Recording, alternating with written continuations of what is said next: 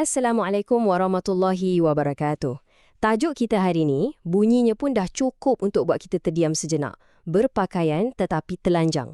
Ini bukan sekadar tajuk, tapi satu amaran yang dahsyat yang telah pun sampai kepada kita lebih 1,400 tahun yang lalu.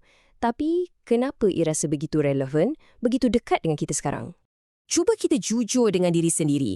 Setiap hari bila kita buka telefon, kita scroll media sosial, apa sebenarnya yang kita nampak? Apa agaknya pemandangan yang kadang-kadang buat hati kita rasa tak sedap, rasa risau, walaupun mungkin kita tak luahkan pada sesiapa? Inilah dia, pemandangan yang meremangkan bulu roma. Fenomena yang semakin menjadi-jadi. Kepala elok dilitupi tudung, tapi pakaian di badan, ya Allah, ketat melekap, menampakkan setiap lekuk tubuh. Bukan setakat itu, mereka menari, berlenggang-lenggok di hadapan ribuan mata, semata-mata nak kejar likes dan gifts. Mana perginya sifat malu, perisai kemuliaan seorang wanita. Kalau hati kita rasa sakit, rasa pedih tengok semua ni, jom. Saya nak ajak anda semua, kita rentas masa sekejap. Kita kembali 1,400 tahun ke belakang. Kita akan dengar sendiri satu ramalan, satu amaran yang begitu keras, terus dari lisan kekasih Allah Nabi Muhammad SAW. Dan ingat ya, ini bukan cerita dongeng atau kata-kata orang. Amaran ini adalah sebuah hadis yang sahih yang terpahat kemas dalam kitab agung Sahih Muslim. Kebenarannya tidak boleh diragui sama sekali. Nabi kita bersabda seolah-olah melihat apa yang akan berlaku hari ini. Kata baginda, ada dua golongan ahli neraka yang aku belum pernah lihat. Salah satunya ialah wanita-wanita yang berpakaian tetapi telanjang, mereka berjalan berlenggang-lenggok dan kepala mereka seperti bonggol unta yang miring. Subhanallah, tepat sekali. Baik, sekarang mari kita cuba rungkai satu persatu. Apa sebenarnya 3 tanda yang Nabi sebutkan tu? Apa maksud sebenar di sebalik amaran yang begitu menggerunkan ini? Tanda yang pertama, kasiyatun aryatun. Maknanya berpakaian tapi hakikatnya telanjang.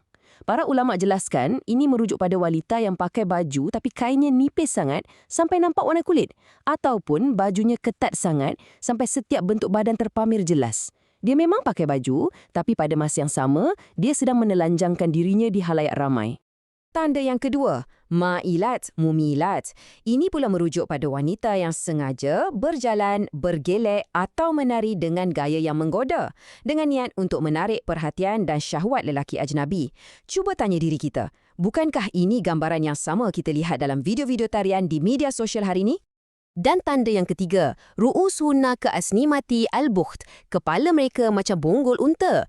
Ini pula merujuk pada fashion sesetengah wanita yang mengikat sanggul atau rambut mereka tinggi-tinggi di dalam tudung sampai tudung tu nampak menonjol ke atas sebiji macam bonggol unta. Sekarang, bila kita dah tahu ketiga-tiga tanda ni, cuba kita fikir balik. Hadis yang diucapkan 1,400 tahun dulu ni, bukankah seolah-olah ia sedang ditayangkan secara live depan mata kita? Dekat skrin telefon kita setiap hari? Zaman para sahabat dulu mungkin mereka tak dapat bayangkan. Tapi kita sedang jadi saksi kepada kebenaran kata-kata Nabi. Tapi jangan kita tuding jari pada kaum wanita sahaja. Amaran ni sebenarnya satu tamparan yang sangat hebat. Khas untuk kita, kaum lelaki. Kita yang bergelar bapa, yang bergelar suami. Kat mana perginya sifat cemburu seorang ayah bila tengok anak perempuannya buat video macam tu? Mana hilangnya maruah seorang suami bila isteri sendiri jadi tontonan percuma lelaki lain?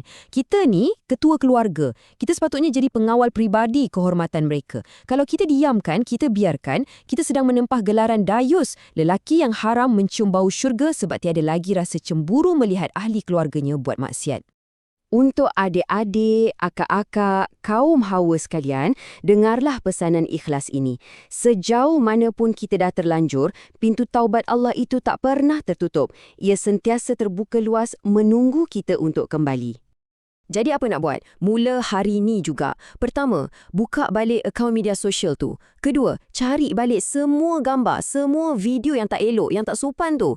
Ketiga, dengan hati yang tekad, padamkan semuanya, delete, jangan ragu-ragu. Dan yang keempat, yang paling penting, angkat tangan dan bertaubatlah pada Allah dengan taubat nasuha, taubat yang sebenar-benarnya. Sebab apa? Sebab ancaman di hujung hadis tu terlalu menakutkan. Nabi sambung lagi, golongan ini, mereka tidak akan masuk syurga dan tidak akan dapat mencium baunya. Na'udzubillah min zalik. Fikirkanlah apa guna jutaan likes dan pujian manusia di dunia kalau di akhirat nanti bau syurga pun kita diharamkan untuk menghidunya. Sebagai penutup, ingatlah baik-baik. Hiasan yang paling mahal, yang paling bernilai bagi seorang wanita bukanlah pada jenama pakaiannya, bukan pada cantiknya wajah, tapi pada sifat malu yang terpelihara elok dalam dirinya. Padamkanlah video itu, berhentilah jadi hamba kepada perhatian dunia. Pulanglah, kembalilah ke jalan Allah. Selagi nafas masih ada,